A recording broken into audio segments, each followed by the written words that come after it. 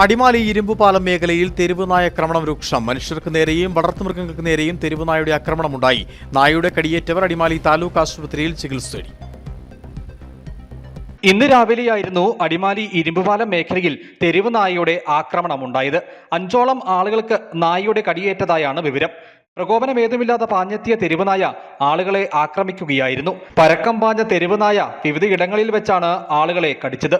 ആളുകൾക്ക് പുറമെ വളർത്തുമൃഗങ്ങൾക്ക് നേരെയും നായയുടെ ആക്രമണം ഉണ്ടായി. ചില്ലിത്തോട്, മുത്തിക്കാട്, ഞണ്ടാല, 14 മൈൽ, 12 മൈൽ ഭാഗങ്ങളിൽ ആക്രമണകാരിയായ നായയുടെ സാന്നിധ്യമുണ്ടായി. നായയുടെ കടിയേറ്റവർ അടിമാലി താലൂക്ക് ആശുപത്രിയിൽ ചികിത്സ തേടി. കടിയേറ്റവർക്ക് വാക്സിൻ ലഭ്യമാക്കാനും ആക്രമണകാരിയായ നായയെ പിടികൂടുവാനുമുള്ള നടപടി സ്വീകരിച്ചിട്ടുള്ളതായി ഗ്രാമപഞ്ചായത്ത് അധികൃതർ പറഞ്ഞു. News bureau, Adimali.